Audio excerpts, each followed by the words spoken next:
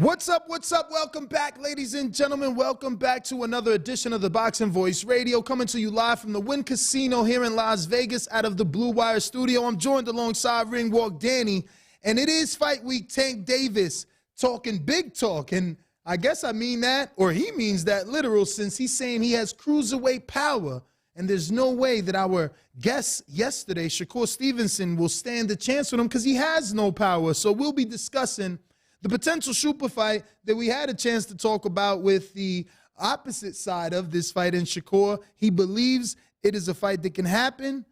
Danny, how about you? I think one day. I think this is a fight that one day can happen. A day in the not so near future. But obviously that is not the case for Hector Luis Garcia, who will be in the ring if everything goes right tomorrow night against Gervonta Davis in Washington, D.C. I fly out tonight. I'm on the red eye to D.C. For the fight, and I'm excited. I'm excited because at the end of the day, Tank brings him out like nobody else. And, you know, Hector Luis Garcia is a world champion, great undercard. We have some money on the line this weekend. And I'm definitely excited. For sure, man. What do you think needs to happen for a fight like this to take place in 2023? Shakur and Tank. Middle East money. Middle East money. All right. I mean, paint that picture for us. Yeah, I mean, obviously, we've seen the Middle East make a strive to grow their tourism, and they've made a play at some fights, at some sporting events. We just saw the World Cup. We've seen AJ fight out there a few times, so I think it would take, just a big investor period that has interest in the fight, willing to pay for the fight, because there's going to be a lot of money needed for this fight, more than if they were on the same side of the street. Let's say that. I guess that's logical. If they're on the same side of the street, they could find a way to make it work. But Middle East money. I think I don't know. Big investor, champ. That's what I'm telling you. I don't know. I mean, I think it more boils down to Tank making Shakur the offer, similar to Showtime to Demetrius, or Demetrius to Charlo. Hey, here's X amount of dollars, come on over, versus let's do a co-promotion, let's wait a bunch of years. Because, I don't know, Shakur doesn't strike me as the type that if, Tank beats Hector Luis Garcia and Ryan Garcia, and his third fight is an offer to Shakur, I don't think you're going to turn it down to come back and revisit it next year. Like, we know what Tank is, and after the back of beating Ryan, 100,000, he's taking that. 100,000. Why would you even say something that know isn't even realistic? I'm just saying, like. What do you mean? What are you saying? We both know Shakur would never receive an offer for 100,000. Like, why would you even? He don't want this fight, and I get it. I get it, but wow, that's where you're going. I'm just saying, because you're saying that no matter what the offer is, you know what comes on the back of it, and that he should be accepting it. So I'm asking you. I just believe that I thought you, after I painted that picture, would have understood it. If Tank beats Ryan, what other marination is left? It's after Ryan, everything else is about skill. So it's like Mayweather Mosley, Oscar Purnell, you understand? That's what's left after Ryan. Ryan is the big, glitz and glamour fight, but after that, it's Shakur and Devin, two sharp boxers. So, yeah, I don't get it. Like, people want to stay undefeated to fight Canelo. people want to stay undefeated to get that Ryan fight. But, like, once Ryan's off the table, all you got left is the cash cow. I don't see what will Bob be waiting for or marinating to. Like, that's it. Tank is taking Ryan off the board. Right now, there's a bit of a debate for the weirdos. Obviously, Tank is the A-side, the star, the draw, but some believe all the social media power that Ryan has, the crossover commercials, the GMC commercials, the Gatorades, the things of that nature will make this a huge fight. I guess we got to wait and see. But once that piece is off the board, what's left for Devin and Shakur other than the cash cow of the division? I don't know. Maybe you guys can explain to me in the chat, but I don't see what we be marinating to 2024 to. Like, there's no one Shakur could fight to make him an A-side versus Tank. No, I don't think that's the case. I just think that, one guy's on ESPN, the other guy's on Showtime, and, I think each side is going to want, more than what should be agreed to, or what will be agreed to. I don't know. Once upon a time, Bob said, you give Canelo whatever he wants. Am I saying that Tank is Canelo? No. Am I kind of trying to insinuate that? Yeah, a little bit. We've heard Bob trying to do business with Gervonta 4 years ago? 4 years ago, he thought he was ready to be on pay-per-view versus Loma, right? Am I exaggerating? Is it 3 or is it 4? I think it was, I think you're spot on, 2018, 2019. So again, why wouldn't the Bob father of boxing see that Tank has only elevated since then? Now he, again, hypothetically in this conversation, has taken off Ryan. Bro, he is the fight. I don't know, there's no more marination. But again, that's just me being, I guess, optimistic boxing fan, wanting the best, fighting the best. I can see it, I guess, in a glass half empty world going your way. Does Gervonta Tank Davis hit like a strong cruiserweight, do you believe? Strong cruiserweight, that's a little bit of a reach, but I mean, we've interviewed enough guys that say that the power is, not, when they say real, they emphasize real. They don't just be like, yeah, the power's real. No, it's like, yo, nah, the power's real. It's like, you always see someone get a little animated. All the time. Yeah, so. Regardless of who it is, that's the case all the time. You're absolutely right. And look, his fights are electric. I've told you, I've said it in this very studio time and time again. I think Gervonta Davis and Ryan Garcia will be the fight to open up Allegiant Stadium as far as combat sports. So you still think we're getting that this year in Allegiance? In Allegiant Stadium, yes, I do. Okay. Yeah, well, that would only make it even, easier for Shakur and Top Rank to make their decisions because, out of that comes a big winner. A big winner. But we are scheduled to have Frank Martin in the show today at around 12:30, 3:30 Pacific, 12:30 Pacific Standard Time, 3:30 Eastern. And obviously we had Shakur on the show yesterday speaking about Frank. Now we'll get Frank on, and hopefully he heard our interview. Is he in person or is it Zoom? It would be Zoom. Frank is back in. No, I was hoping he'd be in town. Great state of Texas. I don't know why he'd be in town, but I would have loved for him to be in town. If anything, he probably because I'm thinking the fight, but the fight's in DC. Mm-hmm. So if anything, he would be out there. Yeah, man. Which he should be out there. Look, his promoter Errol Spence has brought his name up as a potential opponent for Tank. Opponent for Gervonta Why Davis. not be in the audience? Why not get those interviews? But I guess I got to flip the question back to you. Do you think Tank has that cruiserweight power? Oof. Or rather, let's phrase it the way he said, hits like a strong cruiserweight, because that means he's hitting like, not like Usyk. You didn't think Usyk was a strong cruiser? Nah. Strong cruiser would have to be David Haye. David Haye was an animal at cruiserweight. And he undisputed. I think he was more than strong. Who? Usyk? No, David Haye. Yeah, I mean, of course he was more than strong. He had skills, but he was getting knockouts, and that's all that matters.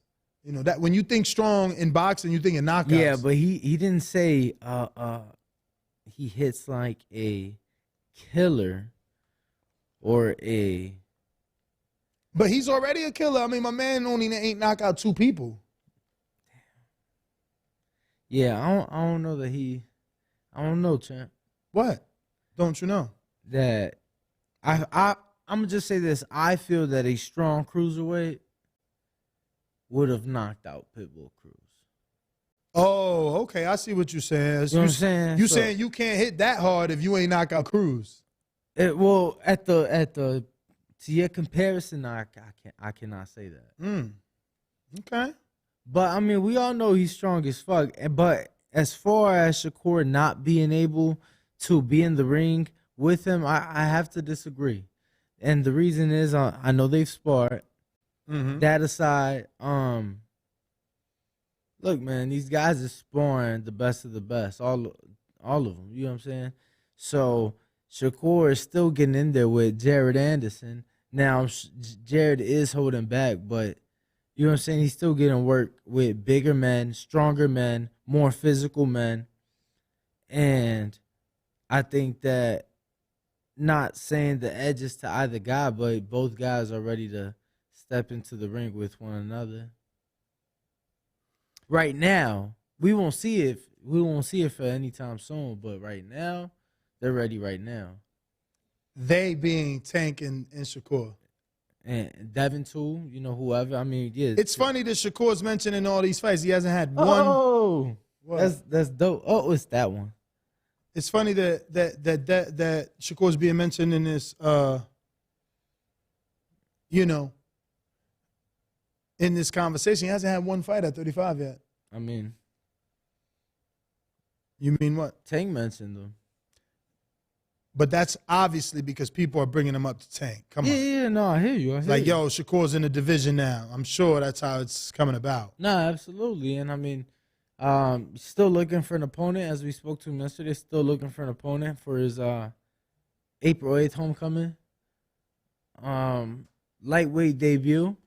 Man, I wonder, they can't do Shinshido out there. They're not going to do Shinshido. It makes more sense. Jermaine is like Why 5 not? hours from North. Bro, is there not a lot of Japanese I don't know. in New York City? What you mean? Oh, I thought they was going to North. Yeah, it's crossing the bridge. Nah, man, come on. It's not man. the same thing? Not for everybody. I'm telling you, them 12 miles be a lifetime for some. Really? What? You kidding me? I don't know. I feel like let me see what the Japanese population in New York City is. So I want to just read some of these quotes here. Look at that, 30,000. What? That's it? 30,000 people. Where? In New York. That's it. Yes. Bro, the stadium holds like 14. I would want them numbers to be so much more. 18 maybe. Like, you kidding me? Man, you only need like 1%. So if it holds how many? Check this out, bro. And I quote, why is Stevenson talking like he the best? He didn't even fight at 135 yet. He didn't even have power at 126 or 130 or none of that. All that stuff is okay. How can you stop people that can actually hit, though? No matter all that boxing, you're going to get hit. What you going to do when you get hit? And I get that point, end quote, right? I get that point from him, but he's forgetting, yeah, he could box. When I touch him, what he going to do? But that's the thing. Like, you don't know if Shakur could take your punch. He ain't never showed he got hurt. I've never seen him hurt. And based off that Nakatilia fight, we know it's going to be Tank job to come get him. Because he's going into the fight knowing that Tank has power. If you're Shakur, do you ask for a bigger ring in that fight? Do you ask for a 22, 24-foot ring if you're Shakur? If you're Bob Arum, if you're Top Rank? If I'm Shakur, I ask for a 22-foot ring like Plant. Shit, if you could get a 24 approved, you get that approved. You give Tank sends you the offer, you counter with the money, obviously, a little bit, and then you counter 24-foot ring so they could come back to a 22.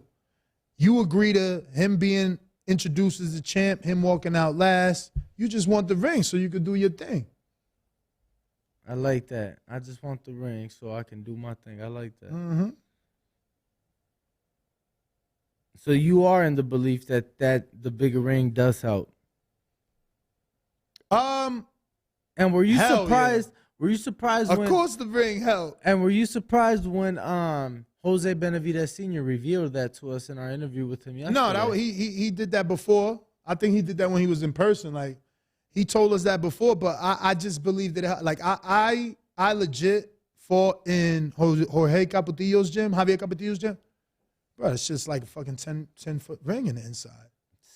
You know what I mean? So like, yeah, no, it's the rings make a difference.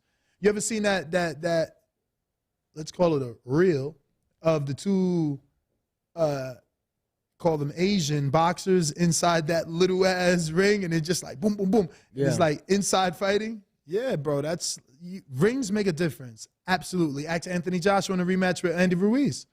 I think he had a 24-foot. If not, 22 for sure. Yeah, man. That caused a lot of dispute in the Canelo Billy Joe Saunders week of the fight. I thought it didn't. I thought Canelo said give him the ring. I thought Canelo didn't care. But then bro, that was definitely a thing because when they got there, they measured the ring and the ring wasn't the size it was supposed to be. So then Billy Joe said he wasn't fighting. Because I was out there. It was like bubble, like everybody. Yeah, but that had to have been a mistake because wasn't that already in the contract, the size of the ring? So whoever built it messed up. Right. And the guy pulled out because there was even. Oh, yeah, for sure. I mean, look, it's in the contract. Yeah. He was just flexing. Yeah. He made $8 million for that, man. He wasn't going nowhere. 6, I think. Something like that. He wasn't going anywhere. But I got some more quotes from Tank Davis himself who says, I ain't going to take away credit from the dude. I think, oh, no, this is actually Shakur, right? This is Shakur. He says, I ain't going to take credit away from the dude. I think Davis is a hell of a fighter. I mean, look at him. He's fighting pay-per-view, knocking these dudes out. They don't take away the fact that I can beat this dude. This dude knows he can't beat me. Yo, that's funny. I wonder how that spawn went for you to feel that Tank feels you can't beat him. You know? That's interesting, man. I wonder, you have to have done well for you to feel like he knows he can't beat you. And, there is something there in Tank's quote. He said, all that boxing is good, but what you going to do when you get hit? So he's saying it. Yeah, he could box. He's a good boxer. But what happens when I punch him? And look, at the end of the day, it's different. You're sparring in 16-ounce gloves. You're fighting in 8-ounce gloves. Half the size of that, no headgear, under the bright lights, in the moment, fans, adrenaline is different. A fight that, like I said, I would love to see. I just don't see it happening anytime soon. You think it's more realistic to happen sooner rather than later? Realistic or optimistic? Which one is it? I think it's realistic because, again, once you take off Ryan, you're the ultimate cash cow of the division. So, he's already got that fight scheduled, and we're headed that way. But recently, Adrian Broner did an interview, and we all know that Broner kind of gets credit for discovering Tank. And, even he said that Shakur Stevenson would be the most difficult fight for Tank. He did say that. Yeah. He did say But that. but Still pick Gervonta though. And that's what I was gonna say. I want to say I remember him saying he picked Gervonta. Still pick Gervonta in that fight.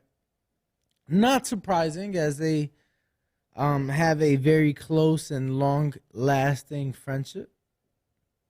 And like you said, many do credit Adrian Broner for discovering Gervonta Davis and putting him on with Floyd Mayweather. Mm-hmm. But if you are tuned in, we do appreciate it. Smash that like button. Well, damn. Looks like Frank Martin said he's going to have to reschedule for a later time today or reschedule for Sunday. Sunday is church day. Word. Day of the Lord. Show business, bro. What do you believe? This is crazy, man.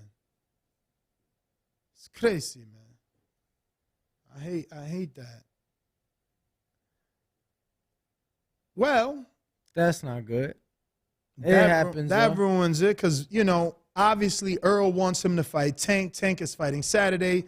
We just had Shakur yesterday. Talking about him.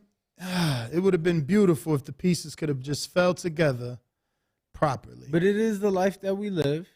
Show business. But our phone lines are open if you want to call in and voice your opinion on said topic. Do you think, A, Tank has that cruiserweight power, or is it as strong, like a strong cruiserweight? And what do you think of that potential super fight between Shakur and Tank? Who wins it and how? Let me make that poll, right? Should we go with that poll, or are you too boring for you? No, go ahead, champ. Knock it out the park. We actually may have a in-studio guest. Oh, is your man's there? I'm trying to see. He said he was on his way, but who's that?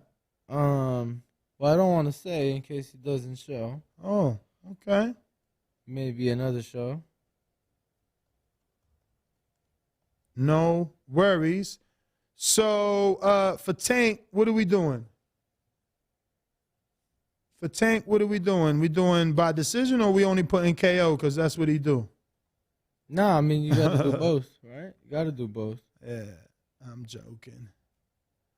I'm joking. So we're going to make this poll. I wonder, did we ever do this before? What are they going to really say here? Darnell, yeah. Mm-hmm. Who's Darnell? Power Hands. Oh, yeah. What's up?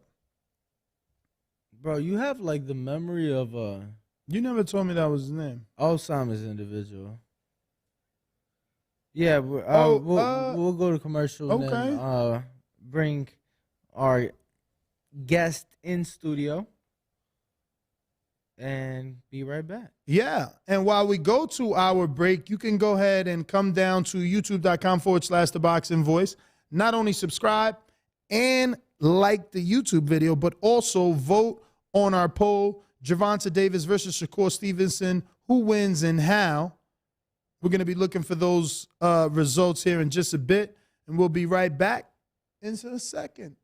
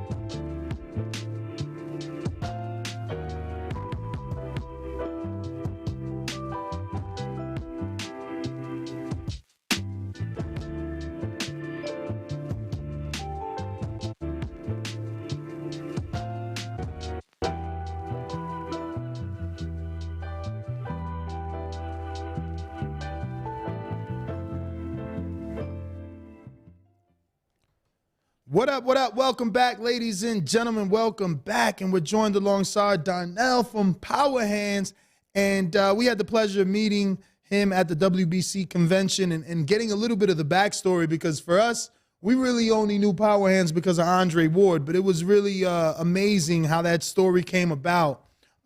So before you jump into there, let everybody know, obviously, a little bit about yourself and how you, I guess, started Power Hands, really. Yeah, no, thanks for having me, and congrats, man. You guys have done an amazing job, and the studio is amazing. So, first of all, thank you for having me. But yeah, Power Hands, man, we founded Power Hands in 2014, and really was based on a MacGyver-like training method I was using for basketball specifically, where I would put gardening gloves on my hands and ankle weights on my wrists.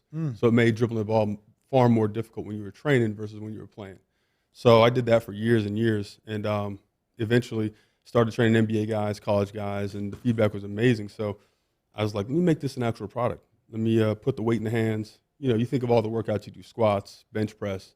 What do you do for your hands and how important are your hands, right? You use them every day for almost everything you do.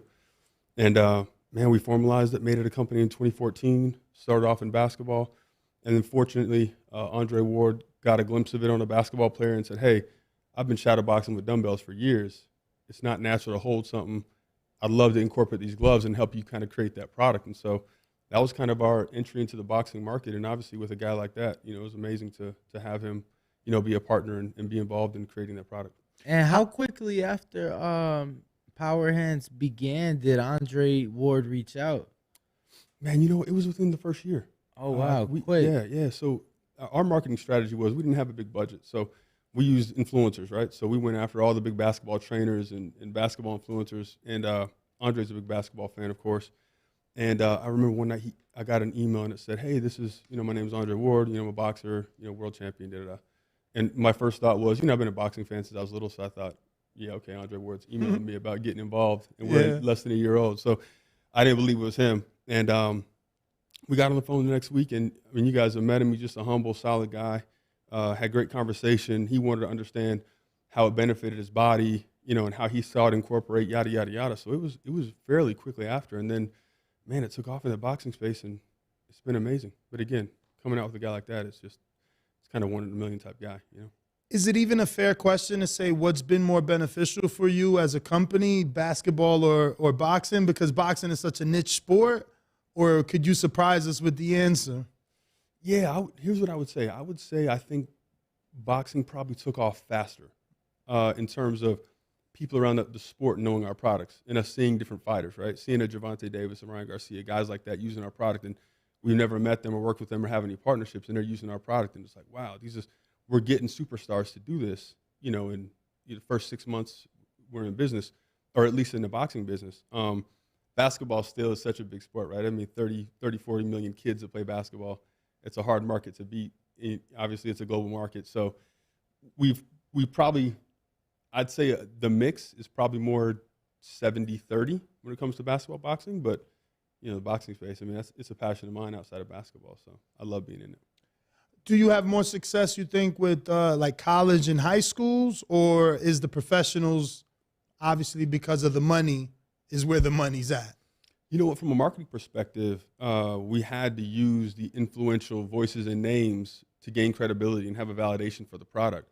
But the market we serve and what we want to attack is the kids that play that are not, they don't have to be the elite kids. They could be the kids just learning how to play, that are just trying to develop their skills. Of course, we want the elite kids. Of course, we want the pros. But it was how do we get these young guys going? And so the bigger, broader market is the basic, you know, high school, junior high school. It's so crazy. When I had hoop dreams many years ago, and I thought I was going to be in the NBA. How many years ago was that, champ? It's so many years. Listen, so many years. This story is sad because, you know, the marketing used to attract me to these particular shoes to build my calves to dunk. Remember those? Jump sole. What would they call it? Strength shoes? Strength shoes. Yep.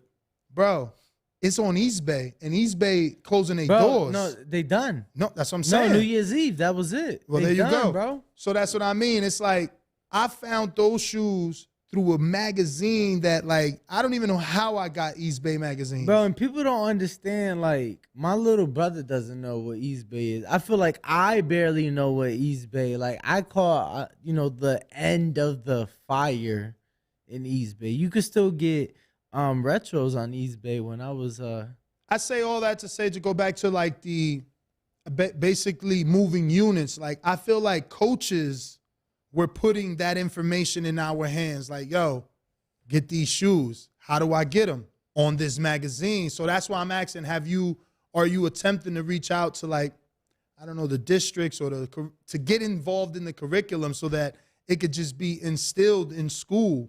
Because that's where it starts. You know, when I was playing ball, we doing summer leagues outside of just high school ball. Like, you got to stay good throughout the year. I'm sure with you, probably AAU, right? AAU would probably be the best route for you, right? AAU's huge, man. AAU, any of the youth sports are amazing. I mean, they're huge. But yeah, like you say, the days of East Bay Magazine, I mean, that's how we ordered stuff, right? Yeah. You had to wait 6 weeks to get the shoes that you ordered, so you had to order them way before the season started. But yeah, it's sad to see them go. Yeah, for us, it's been direct to consumer. Going through the coaches is a little more difficult because our product really can't be interchanged. For instance, if you buy your team one kid gets one pair of gloves and he essentially uses those. You wouldn't want to have him using them and another kid using them and another kid using them just because obviously sweat and what have you. So ours has been really more direct to consumer. Of course, we do work with coaches and the bulk buys and things like that, are amazing. But ours has been primarily direct to consumer. Amazon, our website, what have you. For sure. Now, I gotta ask. I saw you guys had that huge collaboration with LaMelo, which when you talk about the NBA and basketball, he's one of the hottest names in the sport. How did that come about? And is there a like a dream collab that you have per se? Yeah. So man, Melo had been using our products, I think, since high school. He had been using them for quite a while, which was just another testament to the way we were able to get it out the way we did, back in 2014, 2015. But we made contact with his manager, Jermaine Jackson, who former NBA player as well, and they just bought into the vision. They bought into where we were going as a minority-owned company and the brand we'd established, the credibility we established, and obviously Melo believed in the product. So for us, that was like a dream collab in the basketball space because I say it all the time, and I guess it's debatable, but I think he's probably the most skilled basketball player in the NBA. If you think of dribbling, shooting, scoring in and out, passing, rebounding, defense, I mean, he might be the most skilled player in the NBA, in my opinion. So with us having skill development products, having a guy like that, especially so early in his career, was an amazing partnership. So it's been great. And we do have a collab with him called the One Ball Collection. He's the one of one. That's his phrase. So we have the One Ball Collection, which is the first time we've ever deviated from our black and gold colors, and we did a black and red. He's one of his favorite colors. So that's out now.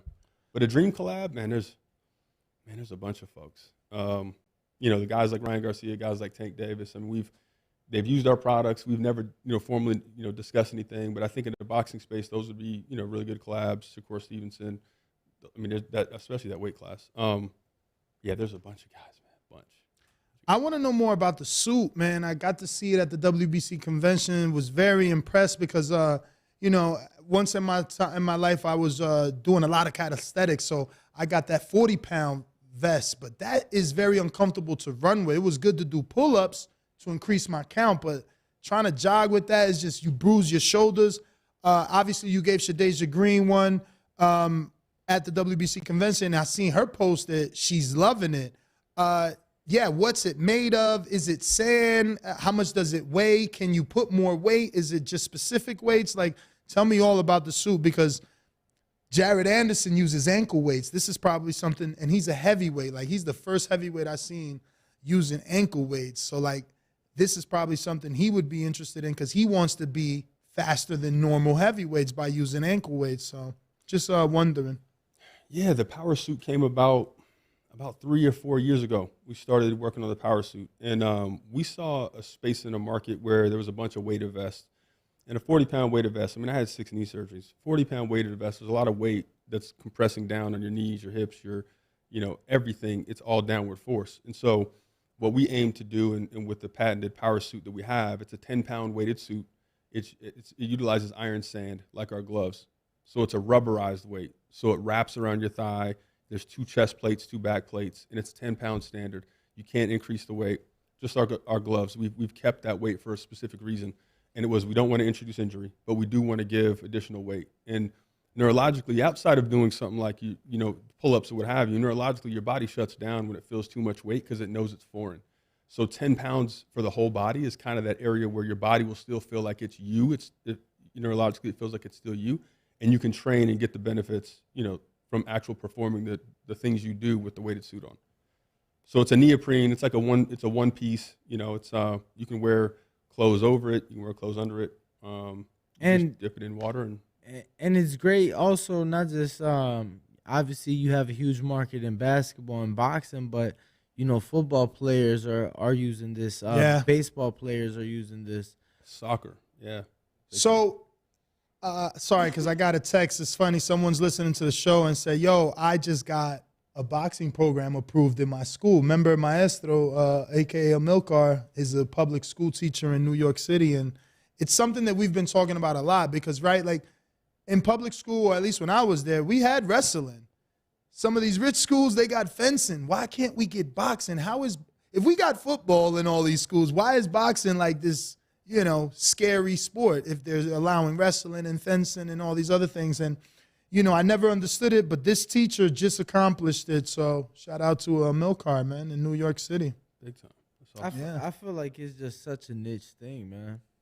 Mm-hmm. It's like needing the interest. Like we talk about. But most inner cities do boxing. So if you could at least get them approved in those inner city schools, then they can compete against each other. Yeah, but here's the thing, bro. There's a lack of judges and referees in the amateur system now at the national level. So now you want it to be in the cities, when we need it on the big level. It's like we got beautiful people like the WBC and Mauricio Suleiman. I'm sure that he can make his officials, just WBC officials, because each sanctioning body has their own.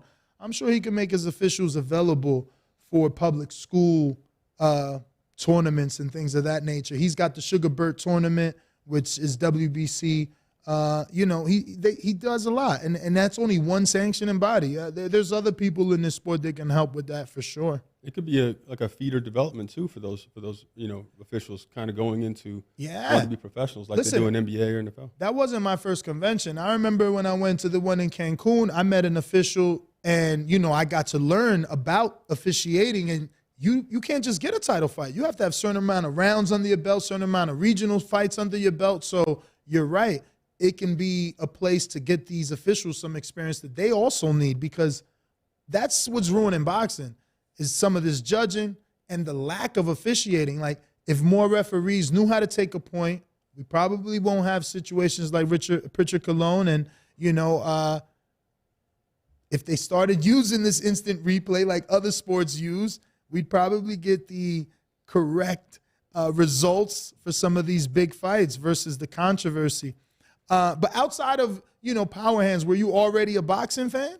Man, I've been a boxing fan since I was a kid. Oh, wow. I think I grew up just, growing up and being a little overweight, not the most athletic kid, and wanting to make sure I wasn't bullied and things like that. I had a good friend of mine, his dad trained boxers, so I started, working out with him and then just fell in love with the sport. So, yeah, growing up watching like Pernell Whitaker and De La Hoya, of course, and Roy Jones. And, I mean, that was a great time for boxing, and I think it's coming back now. I think not that it really left, but I think it's really exciting in a lot of weight divisions right now in the boxing space. So we're really excited. We met in at the WBC convention. We had announced our partnership with the WBC. So together we'll be bringing innovation to the sport.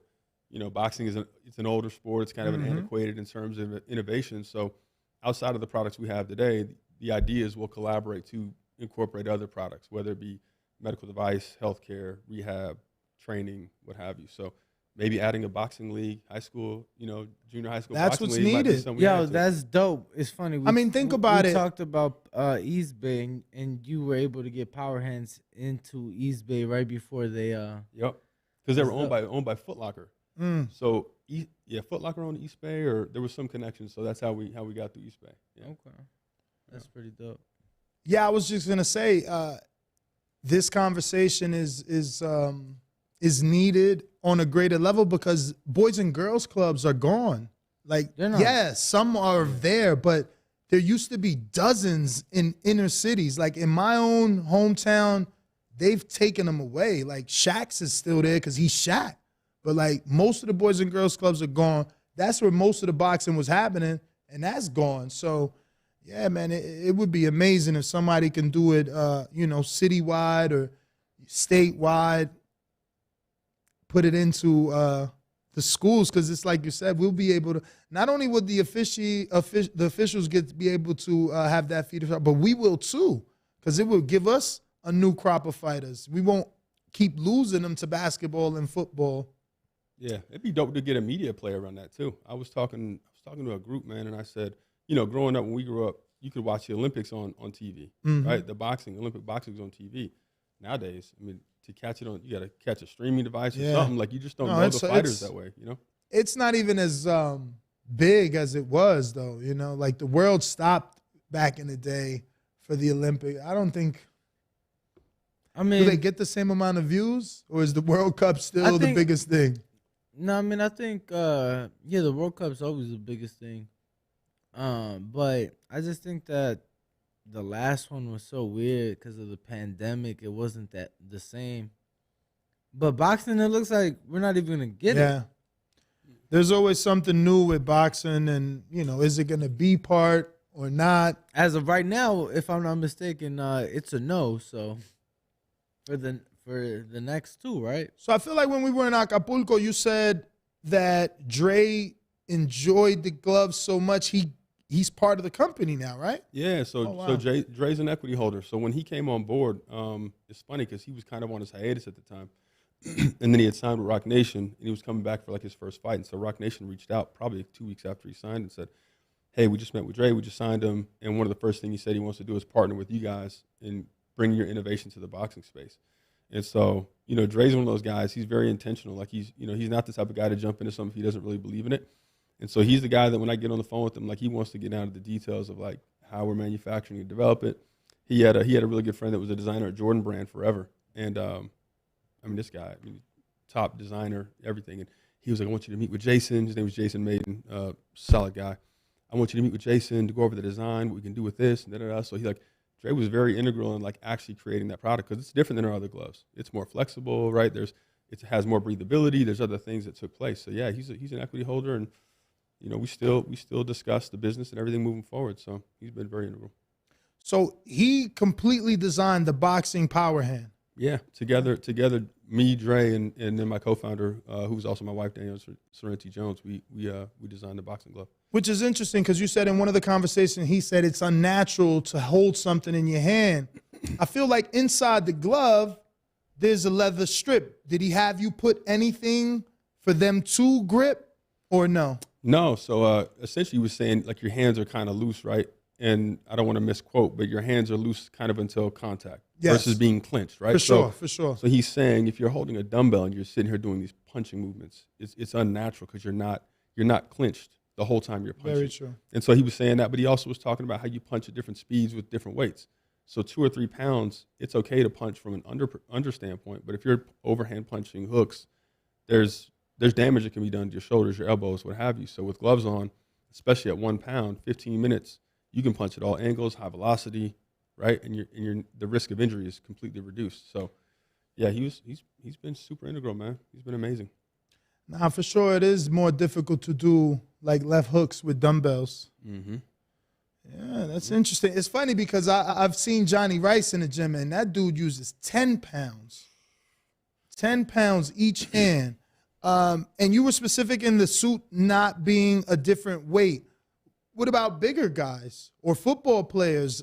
Would it ever change? Would you ever think about changing the weight for linemen or something, right? Like if they want to practice, no? For the suit, there's been like one-off scenarios where a specific lineman that's a 350-pound, 400-pound lineman wants a different suit. Like we may increase it to 15 pounds or so, but irregardless of 300 pounds or 400 pounds, when you put a specific number of weight over what you're used to carrying, your body doesn't connect it anyways, right? Mm-hmm. So it actually shuts off, and you do more damage than it is good.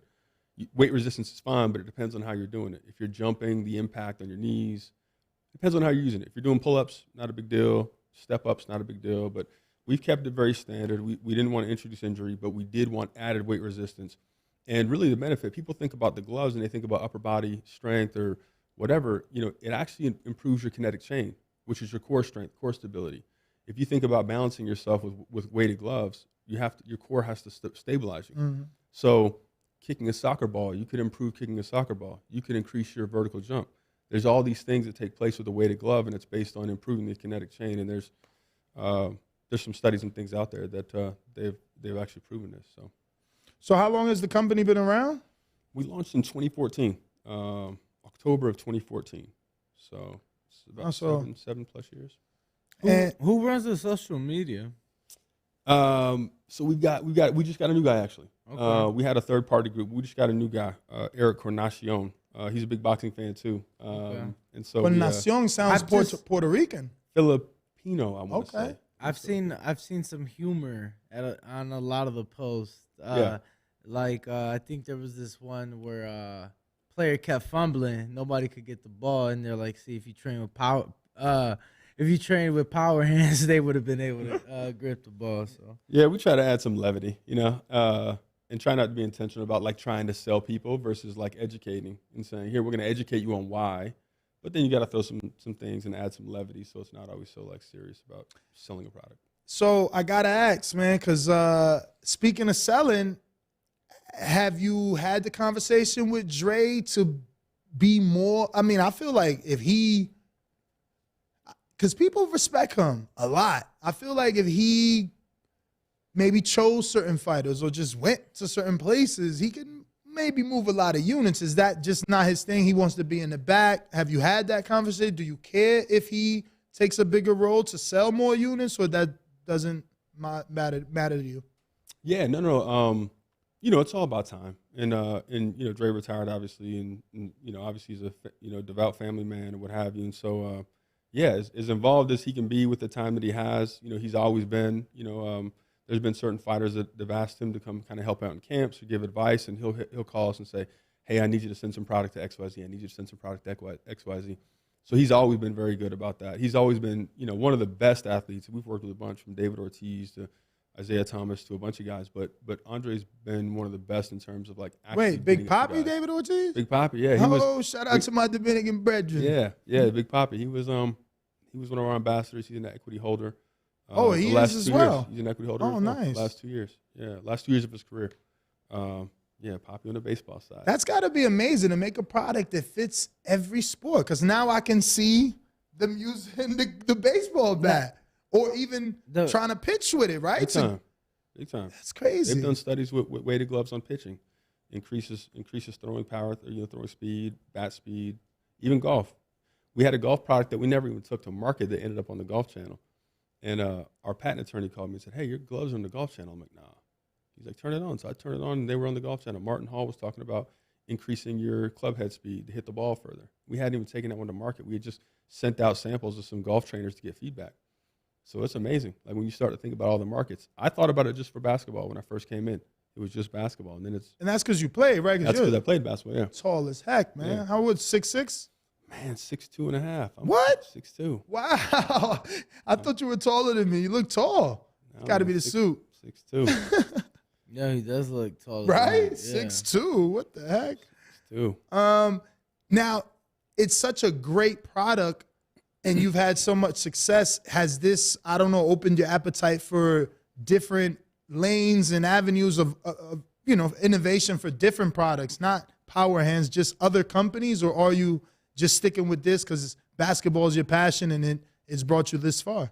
Yeah, no, man, I'm an entrepreneur. I actually just came back into CEO for Power Hands maybe 30 days ago. So my wife and I co-founded it, and then she took over as a CEO since 2016. She was a CEO up until a month and a half, 2 months ago. So I've done a bunch of entrepreneurial ventures. We invested in a company called OxFit, which is a fitness performance device, AI, technology, competes with Peloton, Tonal.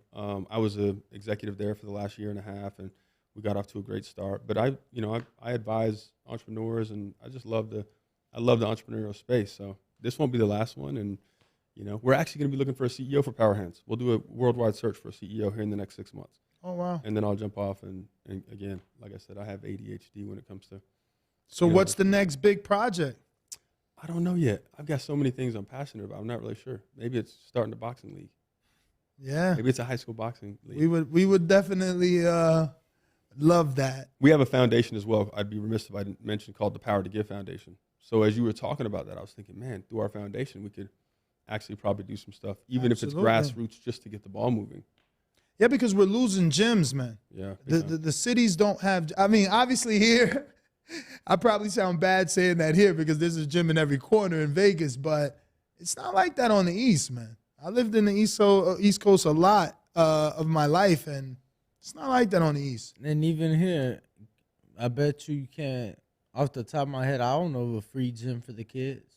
Oh, free. You know what I'm saying? Yeah, I don't know about free. I don't think there's anything free in this life.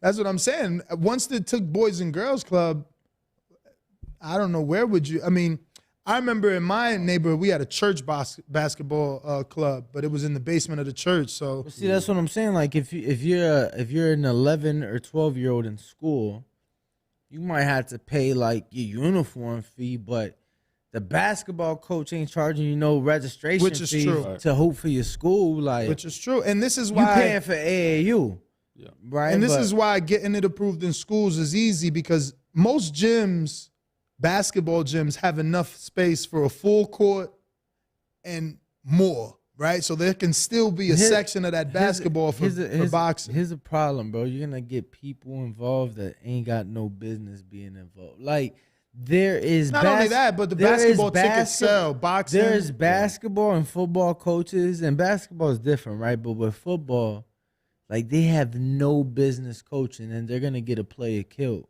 You know what I'm saying? Right now, Yeah, but that's why the person that established it, you got to set up a chain of command and, everything. Yeah. You put the people in place. You can't just let the schools who don't know about boxing give you the trainers and the officials. yeah, It definitely have to be some certifications for sure, I think. Mm-hmm. Because especially high schools, I mean, to be the head football coach or basketball coach, typically you got to be a teacher. And let me tell you, they're thinking wrong anyway, whoever they are, right? Because there's how many retired fighters that need a job? Let him go be the boxing coach at whatever elementary school. It's that simple versus getting someone that doesn't know about it to try and do something. It's about, Yeah, who's but putting everybody in position. they gotta want to do it. Like, it's not as simple as Who? The fighter? yeah, like, But there's a lot. Look at Lonnie B. Lonnie B's training people. There's so many fighters that train people. It's kind of it's kind of part of being a boxer. Like, most of them are personal trainers. If they don't already have a day job, their side job is personal training. So you talking about you charging now per hour versus sending them to a public school that's already underfunded. Like, what you talking about is far from simple. Like, there was one school, bro. They closed their boxing program because they couldn't get another school in the city of Chicago, one of the top 4 biggest schools in this country. They couldn't get one other. I'm not school. telling you it's easy, brother. One- I'm not telling you it's easy. Nothing is easy, but it can You happen. said simple. Said It can happen. that simple, man. Yeah, I think in most wish. inner cities, we can get some schools and some boxing programs approved in most inner cities. I'm shocked to hear you say that it didn't work in Chicago. Yeah. That sucks. And that was a private school. Oh, well, there goes your problem. It probably needed to be public. Okay. It's Public an or inner private. city sport. So it's an inner city sport. So a private school in the inner city, bro. There wasn't not one other school in the entire city with a program. I Not get you. one willing to get a program. I get you, but private school means private money, means they're funded, Right. means they can do the programs. Right. So it's different. I'm telling you that closed because they thought, oh, we'll start it and we'll get other schools to want to do it, and nobody in the entire city. Funding. I know. That's why it won't be simple. Funding. And the Gotta crazy get thing funding. is, you think about all of the boxing gyms, man. You got like Rumble Boxing and Title Boxing and Mayweather Boxing and this boxing, and they got all these fitness boxing gyms. You would think that it's not an expensive sport. It's not like baseball where you got to have a mitt, $100 mitt, $100 bat. I mean, you get some gloves, regular gloves. That's You would- cheap too, you bro. think, Nah, it's expensive though, because gloves is like No, $175. and that's what I'm saying. Shit, I was paying $250 $400 for a bat, and we're talking. Oh wow, you paying $250 for a bat? $400 for a bat. Yeah, I mean, we talking 10 years ago. Too, yeah, and gloves, cleats. Yo, in boxing, you get a pair of gloves and some wraps. I mean, you don't need like the nicest some shoes. Cheap shit though. You can get some like $80, $60 Amazon Everlast, gloves, but it ain't the best. No, you got to get like Everlast MX. Like the ones I got, them like $200 and something gloves. I got a discount with Everlast. Well, I know the margins on those things, and the margins of those things are good. So here's what I would say. I would say that if this program started, there's a bunch of these boxing glove companies or whatever. Oh, absolutely. They should be putting out they got some write-offs that they need too. They should be putting out and donating Everlast, 20, 30 pair of gloves to each. Everlast does that all day. Yeah. Believe me, they do that all day. So, again, it just takes someone that cares and wants to invest their time in it. I know he finds what I'm saying to sound crazy about it being easy, but I think, when you know the players, you can make it come together. I think I think something is doable, and I think something should be done, but man, think about it. You said Boys and Girls Club. How many of those, bro? The fucking who sells the popcorn and the cookies? The little kids, bro. That's the only thing keeping them alive is the fucking cookies.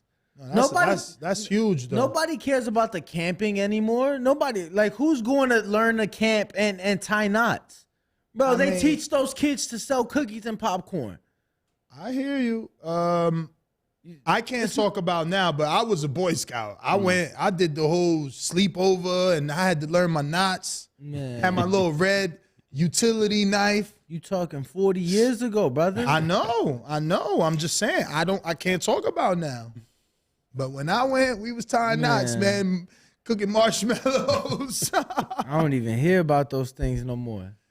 It's hard, man. You live in a day and age where you have high school athletes that won't even play high school sports, and they'll just play AAU and go that route. Yeah, yeah. I mean, that's true. I mean, look at your star. Look at just LaMelo is a very unique case. Yeah, he's a unique case for sure. LaMelo's a very unique case, and it's crazy because I saw their whole upcoming, and I was like, it was the dad. It was always, but man. And I think he the gets fucking a bad rap. man. He gets a bad rap, man. He the man now. Yeah. He the man now because he did it. Yeah. He did it. It's like he got on some people's nerves, but it's like, man, that dude is like a great dad. And now he's chilling. Yeah. He ain't in front of the cameras or the TV. None of that. Now he's chilling, but he did it. He got his kids. He got him where they need to be, and he was always there. Like, I mean, I think that should be applauded versus him getting on people's nerves. It's like we're talking about fatherless homes. You know what I mean? The amount of fatherless homes there are, and you got a guy like that is super involved and just betting on his kids at the end of the day. Believes. Like, he's betting on them. He's telling them that they're the best. Yep. So he made it happen for sure. It could be done though. I think the league could be done. I think we sparked something in him. I think it's confident it could be done. Gonna have a new interview 1 year from now announcing it. Have to start small. I think I have to start small and improve the model out. But I think, I think it teaches discipline too. It's like karate, right? I mean, how many parents are putting their kids in karate? Like, so to say, hey, the elementary has a boxing program and you teach respect and you teach accountability and things around it, I think there could be something good. If you get enough ambassadors, enough Andre Wards to go to the schools, those kids will sign up. If they drop out 30 days later, that's something else. But you get a couple of ambassadors to show up to the school, hey, this is what we're doing. We're going to start this league. Who wants to sign up? The right fighter at the right school going to get a couple dozen people to sign up, and that's all you need. Man, it just made me think. A good friend of mine, Tristan Ellison, he's got a boxing group called Team Tef Boxing. Got some good young up and coming fighters. He's out of Dallas. He's got a nonprofit called Brodies and Bullies that he created on a young kid that was getting bullied, and he took this kid under his wing and taught him how to box and whatever else. And the kid just got like amazing confidence and lost weight, and it was an amazing story. And I would be botching it to try to tell it, but his nonprofit was around that, was around getting kids in elementary and junior high school to learn how to box for self-confidence and to be able to not get bullied and do those types of things. So Yeah, I'm inspired now, man. Listen, I'm telling you, look, Would it be? you can bring me on as a consultant because guys you need to get with are like Calvin Ford, whose gym is the same thing. He created his gym to get kids out of the inner city and from the inner city off the streets. Barry Hunter, he's got a boys and girls club type of compound out there. So these guys already are doing it. They would want to come on board. I know Stephen Edwards, he may not have the gym from the city, but his mindset is like that. And there's a lot of other, trainers that are training out of community centers or boys and girls clubs, that those got to be the ones that say, yeah, because of where you at anyway, you know what I mean? And it'll help them get funding because all these gyms need equipment. I know in Elizabeth, where I used to train when I lived in Elizabeth, what's his name? But it's a rec center there. Like, there's just not enough of them. But yeah, there's certain people like Calvin and others with big names that are already doing it. And if we just brought everyone together and showed the world that there's multiple people doing it all over, it would get bigger. It just needs attention. Yeah. That's all that it needs. But yeah, I don't want to bore you forever. Look at Danny giving me the long face like, this guy's so optimistic. Yo, this guy, I swear to God, the way he talks, he'll save the world. Like, he doesn't get it. This was a hobby for me. And look at where I'm at now. Bro, it's just like, you know what I'm saying? So he doesn't see my optimism because he didn't live it. He thinks I'm pessimist. I'm just a realist. But I think that's probably what makes the show so entertaining, though. I wasn't aware of the show until after we met in Acapulco. Now I listen all the time. Oh, that's amazing. But I think that balance, right? I think that balance is, I don't think it's pessimism per se, but I think the balance of you two, that works. You know what I mean? And it wouldn't work if it was otherwise. But I mean, I like the optimistic side. I like to lean optimistic, but I am a realist. I'm not going to go bite off. I'm not going to say I would try to do this program across the country immediately, but I'd test it out in an area and see if it works. Go to the Dallas Independent School District. Robert Garcia. He did what he do in San Antonio. I mean, this is right up. Some of these big name trainers, this is right up their alley. Is just missing connecting them all so that it's universal. But Robert did something in San Antonio, and that's how he found 2 champions. He's got 2 champions now. Let me tell you something. The National Football League, they own a day of the week. Like, Sunday belongs to them. Pessimism. No. Listen, because I just want to be realistic with you. The National Football League, they bought Sunday from the church. Like, they own, like, I think it's the church, then it's football. But look, they own Sunday, bro. They don't have nothing nationwide for football in high schools. Nothing. It's state to state to state. So you think it's so simple? Why don't we have a national champion in high school? Why don't we have for football, for basketball? I mean, but we already do for boxing, though. We got nationals, so it's right up our alley. You're mixing a sport that doesn't have anything to do with us. So that's what I'm saying. Let's invest in that. Let's not create a new lane like you think it's easy in the school system. If it's so easy, it would already exist. But no, it just, we didn't exist. The people with the passion for it. But I'm saying it doesn't exist in the sport that is 100 times bigger than boxing. Brother, just because something is bigger doesn't mean that it's more important or better. We're a niche sport. We've still been around for how many years? Nah, I hear you. I'm just saying, to me, I'm like, damn. So we need to, I mean, it's whatever. Dan, are you familiar with pickleball? With pickleball? Pickleball, have you heard of it? I've heard that. I've seen a lot of people, a lot of like professional athletes invest in it recently. Like, yeah, they just started a team out here. Like, I don't know the name of it, but it's going crazy. Like, and when I first heard of it, I was like, you got tennis, you got ping pong, you got like pickleball. Man, that thing is going nuts. There you go. Like nuts. You know, and it was like those things. It's like, well, it never existed, but then you create it. You never know, man. It's, only time will tell. But look, the teacher just super chat. He says schools are the key. We have a program, and another school in the Bronx has a program.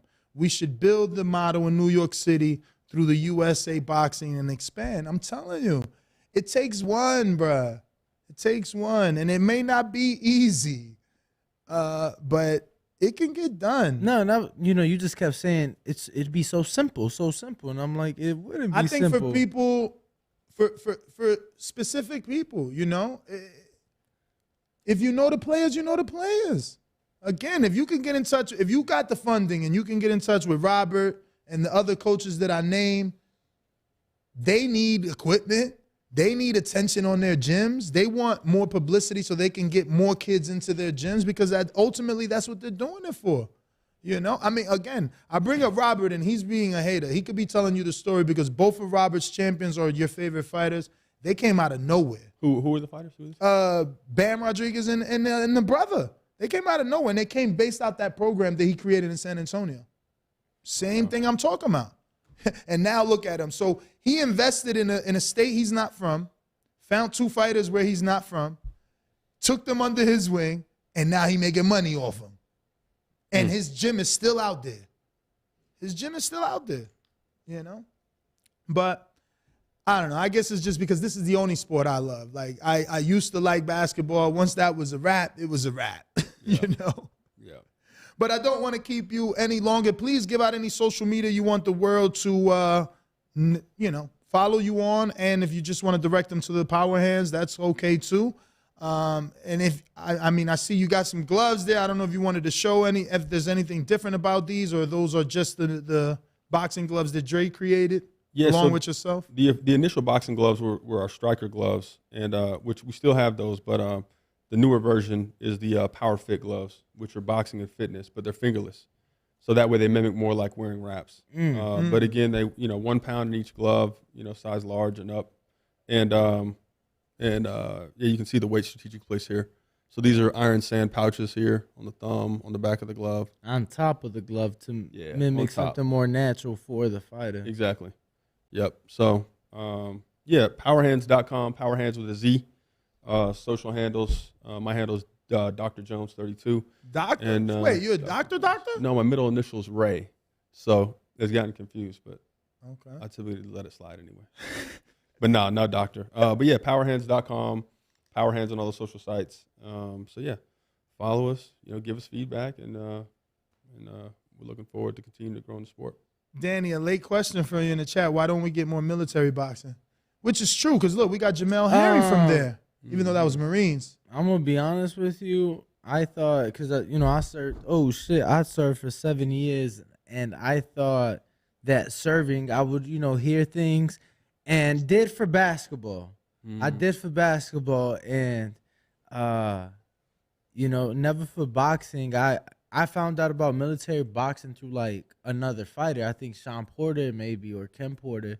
One of the two put me on, but I never, and it was the Army. It wasn't even the Air Force. I was Air Force. I didn't even know about it. Like I said, I think Sean or Ken put me onto it. Again, you started a program out there. You never know. You probably could have kept that going even after and, like, been the coach or ran the gym. We kind of gave the country back to the terrorists. So I don't mean in Afghan alone. I'm just saying the gym we opened was out there. I'm just saying it still was a program that it was. It doesn't have to die in Afghan. They could have kept your name on the building and all that. No, stuff, look, man. it's actually, what's so funny? The guy that I started with out there, he's from, I don't know if he's from Houston originally, but that's where he was residing at the time. But he actually moved out here now. To Vegas. Yeah. Did he start a gym? I haven't spoke to him in a couple months. I don't believe so. Okay. I don't believe so, but he did move out here. Well, we're going to go ahead and wrap it up. Don't forget to catch us tomorrow morning, 6 a.m. No. What? Tomorrow's Saturday. That's right. He's out on a red eye. Yeah, red eye to DC for the team fight. We were supposed to do another show from Hardin today with the AVN Awards. Is it awards? Yes, the AVN But Awards. we've gotten nothing. Yeah, we were supposed to do a collab show with Alexis, Texas. I was looking forward to that. Me too. Yeah. But catch us on the next one. Ringwalk Danny, Nez GTO, the Boxing Voice, and Power Hands.